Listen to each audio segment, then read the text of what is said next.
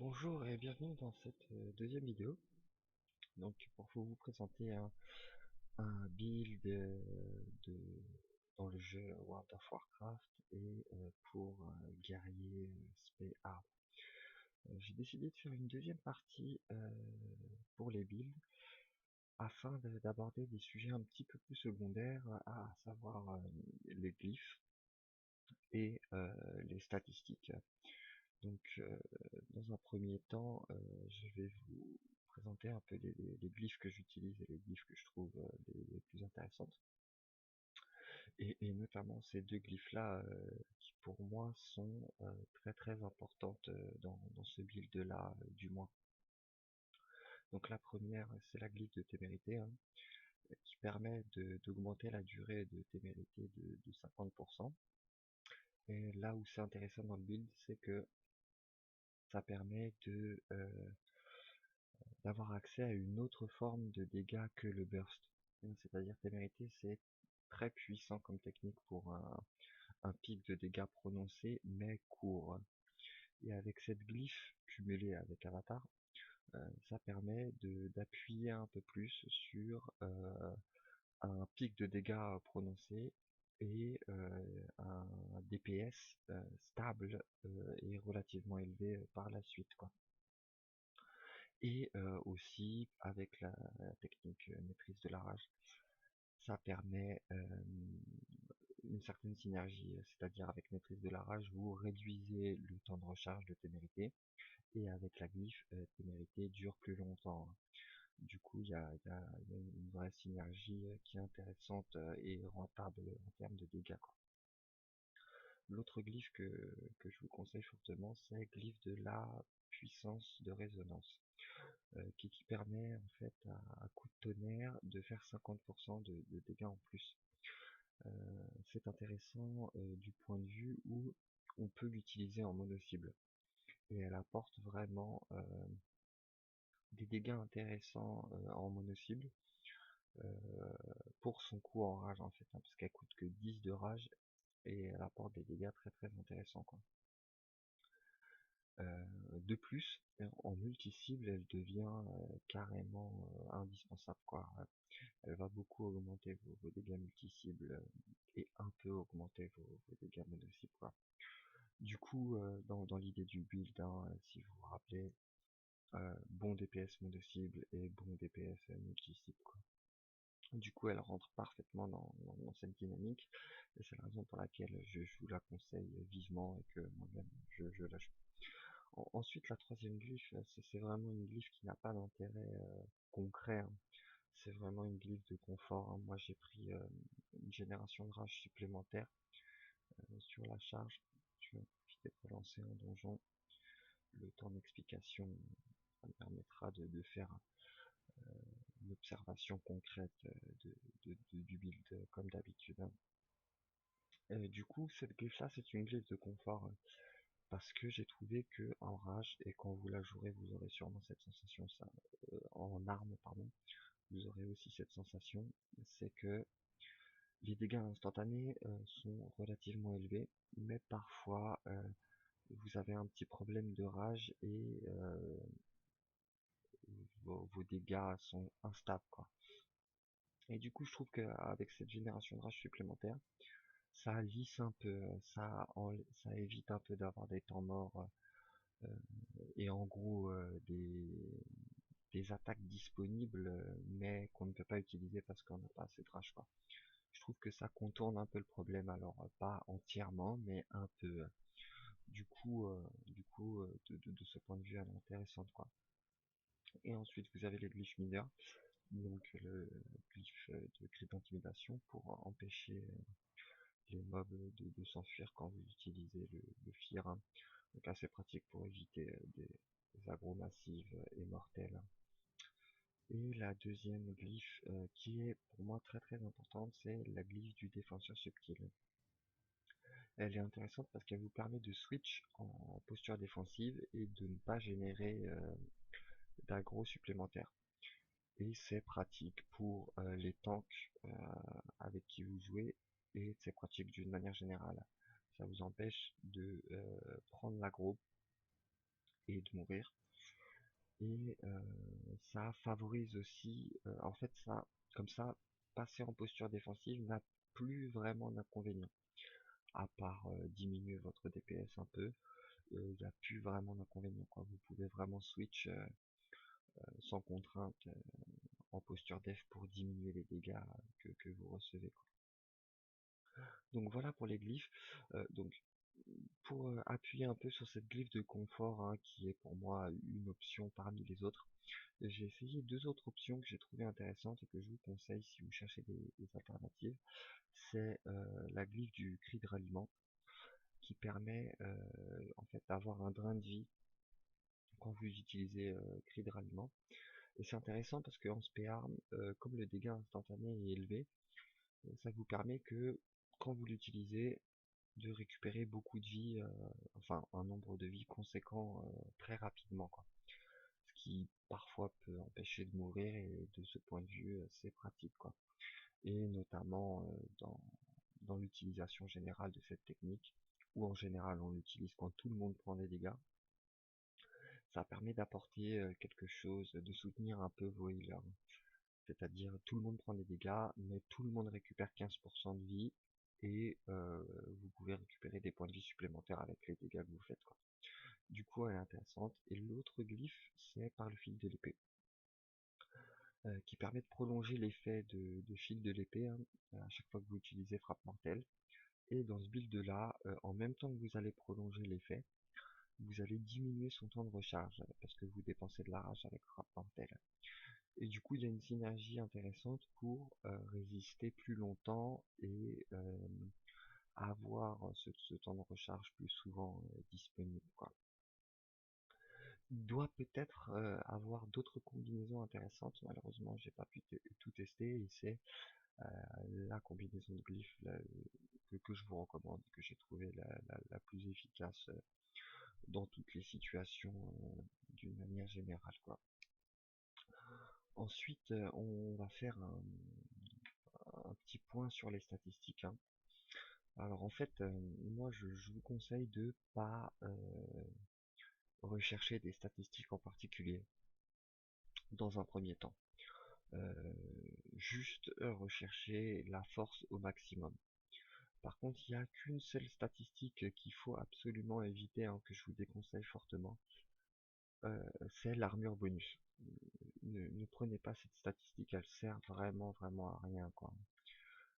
En tout cas pour les spé armes DPS, quoi. Du coup, évitez cette statistique, et sinon toutes les autres sont très intéressantes. La hâte, la maîtrise, coup critique, frappe multiple ou polyvalence, tout est très intéressant, quoi. Moi, après, avec le temps, j'ai pu essayer de favoriser certaines statistiques. Et du coup, j'ai construit une dynamique de statistiques autour du build. Je vais vous en parler, mais je pense que d'autres alternatives sont très viables aussi. Mais moi, c'est celle que je joue, que je trouve relativement efficace. En fait, l'idée, c'est essayer de récupérer du critique sur toutes les pièces, mais pas spécialement, pas obligatoirement, quoi. Mais par contre, du critique sur les bijoux. Je vous conseille fortement de privilégier un proc de critique sur les bijoux. Donc moi j'ai trouvé ces deux bijoux là, il y en a peut-être d'autres. Cherchez. Mais je trouve que c'est vraiment intéressant pour les phases de dégâts un peu prononcées. Du coup je vais pas pouvoir développer plus que ça, enfin du moins avec un appui visuel, pardon, euh, les statistiques, mais en gros l'idée c'est ça, toutes les stats sont bonnes, sauf armure bonus. Prenez les stats que vous arrivez à récupérer, quoi, hein, sur votre équipement, et je vous déconseille de privilégier spécialement quelque chose. Sauf pour les trinkets. Vraiment, prenez dans cette spécialité là et dans ce build là, prenez des trinkets critiques avec du critique dessus. Soit du critique naturel, soit du critique à effet de déclenchement en proc. Faites un peu comme vous pouvez, hein. Je sais qu'on n'a pas toujours l'équipement qu'on veut, hein. On récupère aussi parfois des objets qu'on cherche pas spécialement, hein. Du coup, vous embêtez pas trop avec ça. Euh, Moi, c'est ce que je vous conseille, du moins. Prenez ce que vous trouvez, mais essayez d'avoir une attention un peu plus prononcée pour les trinkets, quoi, et notamment ce proc critique, quoi. Ça fait vraiment la différence pendant les phases de burst. Alors évidemment, l'effet de déclenchement est aléatoire, hein, mais de toute façon, ils ont tendance à se déclencher relativement souvent, hein, et du coup, c'est très utile, quoi. Voilà, voilà. Donc, je suis content d'avoir fini la partie statistique, hein, qui pour moi est la partie un peu ennuyante, pardon, parce que je suis pas très fan du Theorycraft. Je trouve qu'il y a un vrai décalage avec l'application directe, quoi. Et de ce point de vue, elle est à prendre plutôt comme référence que comme fait à appliquer directement, quoi. Et du coup, pour moi, elle n'est pas très importante, quoi. Enfin bref, donc voilà pour les statistiques, hein. Je refais un dernier bilan parce que je sais que c'est un peu casse-tête parfois ces statistiques. Euh, Étrangement, enfin moi j'ai passé beaucoup de temps à essayer de trouver les statistiques idéales et tout ça. Et en fait après, au bout d'un moment, je me suis rendu compte qu'il n'y en a pas vraiment, hein. Il n'y en a pas vraiment. Il y a juste peut-être certaines conditions très favorables, mais il n'y a pas vraiment de statistiques à privilégier beaucoup plus que d'autres, quoi. Euh, parce que parce qu'en combat, il y a toujours des facteurs supplémentaires qui limitent en fait ces statistiques, hein, tout simplement. Donc, j'en profite pour vous montrer un peu le. Ah, j'ai oublié de faire un burst. C'est pas grave, je vais vous montrer euh, une phase qui est, je trouve, assez difficile à maîtriser, qui est la phase d'exécution, qui est assez importante dans l'aspect et qui est pas facile à maîtriser, hein. Du coup, là, je vais en profiter, je vais vous montrer ça. Plutôt que de faire une phase de dégâts prononcés au début, comme on fait très souvent, là, j'ai gardé mes techniques pour la fin. Bon, parce que j'ai oublié, hein, parce que j'ai oublié, mais aussi ça me permet de vous montrer ça. Donc, en gros, l'idéal, là, on voit le boss, il a à peu près 50% de points de vie. Donc, on peut continuer à utiliser toute sa rage au maximum, hein. Mais l'idée, c'est, voilà, aux alentours de 20%, d'attendre un peu et dès qu'il est à 20, de lancer la phase d'exécution, hein. C'est-à-dire avec une priorité pour, je sais pas pu vous montrer les mains très vite, quelques attaques, dommage. Euh, sur le, sur le prochain boss, je vais pouvoir vous montrer, comme il y en a plusieurs, ça sera plus long et du coup je pourrais faire une phase de dégâts au début et une phase d'exécution un peu plus prononcée. Je me permets d'aborder ça parce que je pense que c'est vraiment important dans le build. Alors dans l'aspect arme et d'ailleurs même je pense dans l'aspect furie en tant que guerrier tout simplement. Avoir accès à des techniques supplémentaires en fin de combat c'est important et ça demande je pense un peu plus d'attention. Faut garder ça en tête à la fin. Il est fort possible que vous fassiez plus de dégâts, quoi. Et du coup, faut y penser et il faut garder cette opportunité sous la main, quoi.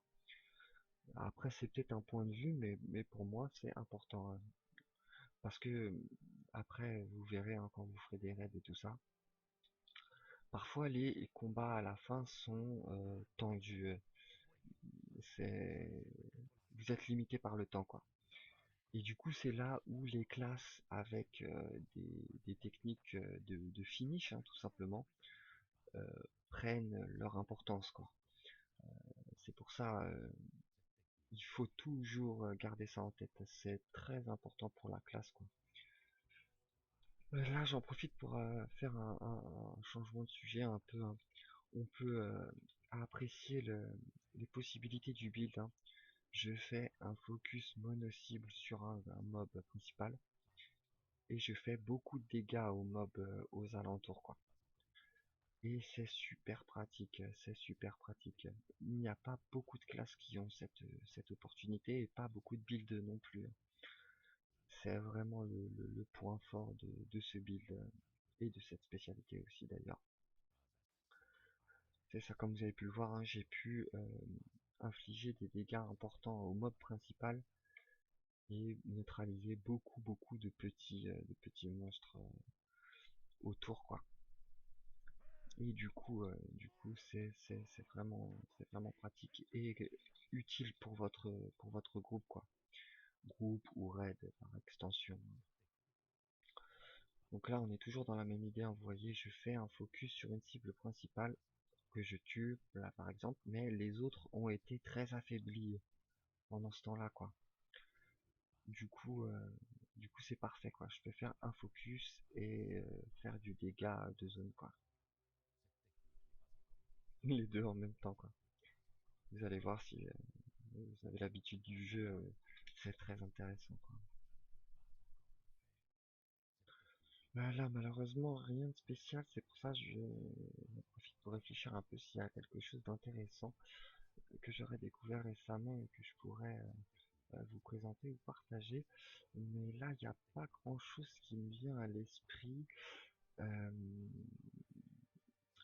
J'aurais pu peut-être... je ferai une autre vidéo. Je ferai une autre vidéo pour vous présenter peut-être un autre aspect qu'on met pas souvent en avant d'ailleurs dans les templates orientés DPS. C'est l'apport en termes de soutien. Qu'est-ce que vous pouvez apporter au raid ou au groupe pour soulager un peu les dégâts, quoi. Là malheureusement j'ai pas, je viens d'y penser, du coup j'ai pas les configurations sous la main et je vais pas pouvoir vous présenter d'exemples concrets, mais je garde ça dans un coin de ma tête et je vous présenterai ça dans une vidéo, dans une autre vidéo, dans un autre contexte assez rapidement.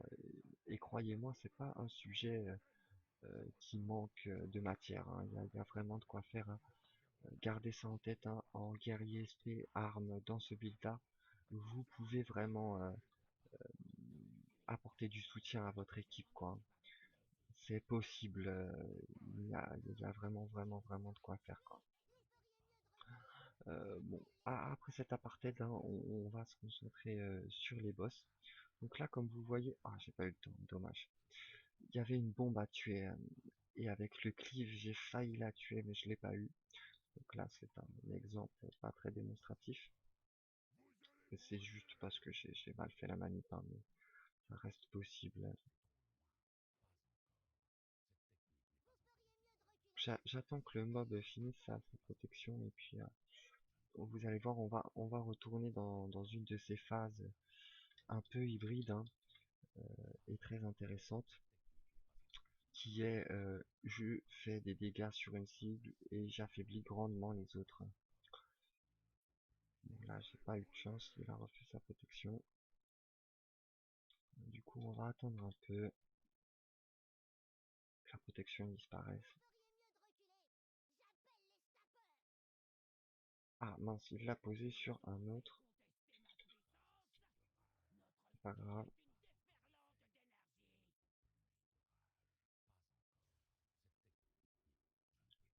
Alors là, j'ai des techniques offensives de... Oh là là, qu'est-ce qui m'énerve ce boss. J'ai des techniques offensives de disponibles, mais je voudrais plutôt le concentrer sur une phase d'exécution. Du coup, je vais les garder sous la main, histoire de, histoire de vous montrer ça et d'aborder le sujet, hein. Donc là, je vais pouvoir faire une phase d'exécution. J'ai de la rage, il est pas en vie, j'utilise mes techniques, mais j'ai pas eu le temps de le finir. Je vais tuer l'autre mob, c'est pas grave. juste pour rentabiliser un peu les techniques offensives que j'ai utilisées, hein, tout simplement.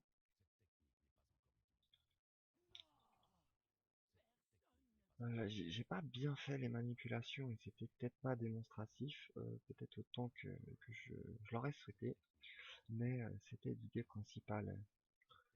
Je focus un des trois et je fais des dégâts intéressants à tous les autres, quoi.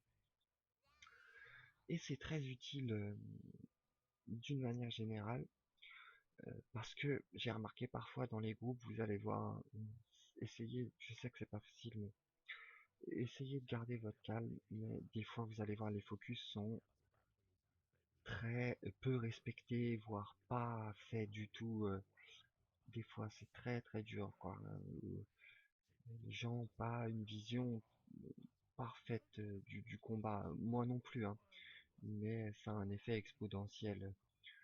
Plus le nombre de personnes a du mal à comprendre quel mob est intéressant à tuer, et plus le combat devient difficile, quoi. Et ça arrive très très très très très souvent, hein. Et c'est pour ça que cette spé-là est intéressante, j'allais dire, pour n'importe quel type de groupe, quoi, euh, qui apporte son côté polyvalent. Vous allez pouvoir apporter un peu d'assurance dans les combats, quel que soit le groupe dans lequel vous vous trouvez. Et de ce point de vue, le build est encore plus intéressant, quoi. C'est-à-dire, il va vous permettre de rendre le combat plus facile, grossièrement, hein, peu importe le type de groupe dans lequel vous êtes. Des groupes particulièrement portés sur le focus, ou des groupes qui ne connaissent même pas la notion de focus, par exemple, quoi. Vous pourrez quand même être très très utile dans les deux cas. Et du coup c'est intéressant parce que dans d'autres spé, c'est beaucoup plus gênant, hein. S'il n'y a pas de focus, vous allez être très gêné dans le combat, quoi. Parce que par exemple votre classe ou votre build ne vous permet pas de faire du dégât mono et multi-cible en même temps, quoi. Tout simplement, vous n'avez pas accès, dans le jargon, on appelle ça du cleave. Vous n'avez pas accès au cleave. Et du coup, pour vous, s'il n'y a pas de focus, vous êtes bloqué, quoi. Vous êtes bloqué parce que vous pouvez pas faire de... C'est soit dégâts de zone, soit dégâts mono-cible, quoi. Mais là, ce qui est bien, si vous jouez cette classe et ce build, c'est qu'avec l'accès au cleave, vous pouvez faire les deux. Vous faites du dégât de zone et du dégât mono-cible en même temps. Et de ce point de vue, les focus sont pas aussi importants que pour d'autres spécialités et d'autres classes, quoi. Et de ce point de vue, c'est intéressant. Moi, j'ai essayé, hein. Ça permet de faire des dégâts intéressants, de pas mourir et d'aider le groupe d'une manière générale, sans avoir besoin vraiment de focus et ce genre de choses, quoi. Alors après, évidemment, c'est à vous de déterminer les priorités, les priorités, hein, tout simplement, ce qu'il faut faire, quoi. Mais à partir du moment où vous respectez ça, euh, vous allez limiter grandement les problèmes de focus, quoi. Et du coup, c'est aussi une des caractéristiques de ce build qui est intéressante. Et pour rien vous cacher, c'est une des raisons pour laquelle j'aime bien aussi ce build. C'est que je peux être dans n'importe quel groupe. J'aurai jamais de problème de dégâts, quoi. J'aurai jamais de problème de dégâts sur les cibles prioritaires et sur les cibles secondaires. Ça ne peut arriver que si je fais pas attention, quoi. Mais si je prends les dispositions nécessaires, j'aurai jamais de problème, quoi. Et par extension, le groupe non plus, quoi. Donc c'est un des avantages du subbuild et que si vous l'essayez, je pense que vous vous en rendrez compte aussi par vous-même. Voilà, ça paraissait intéressant d'aborder ça. Donc on va peut-être développer un peu plus le combat. C'est une espèce de boss, pas vraiment. boss alternatif quoi. Donc phase d'exécution, là vous voyez, je fais de l'exécution au maximum. Pour rien vous cacher, j'espérais le tuer avant qu'il saute, mais ça n'a pas fonctionné. Bon, mais parfois on fait des plans et on se réalise pas parfaitement quoi. C'est pas grave, c'est pas grave. Donc ce boss là, intéressant parce que un peu plus long que les autres pour les donjons héroïques. Et du coup, je vais pouvoir faire une phase de burst et une phase d'exécution. Donc là, j'attaque la phase de burst, qui est d'autant plus intéressant parce que je cleave, hein, parce que je cleave. Et du coup, je fais des dégâts un peu partout.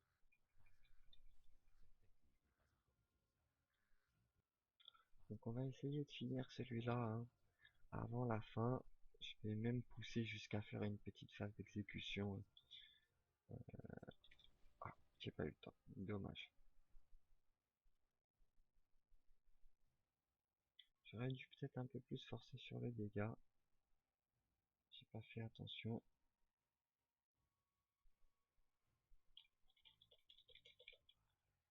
Ah, désolé, j'ai été particulièrement silencieux, c'est que ouais, il y avait un barrage à esquiver, il fait beaucoup de dégâts. Je vais essayer d'ajuster le saut au mieux quoi.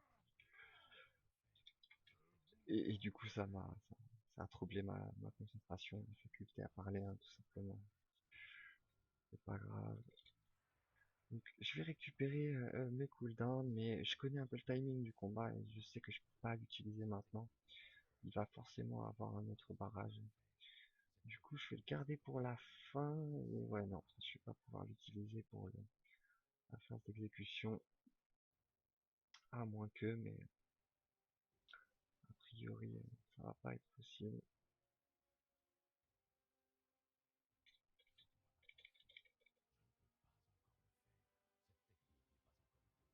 Bon, j'avais livreuse de la victoire, mais qui est pas disponible. Du coup, je vais rester par envie pour le moment. Parfait. En maillé. Tant mieux, pas besoin de m'inquiéter de ça. C'est pas plus mal.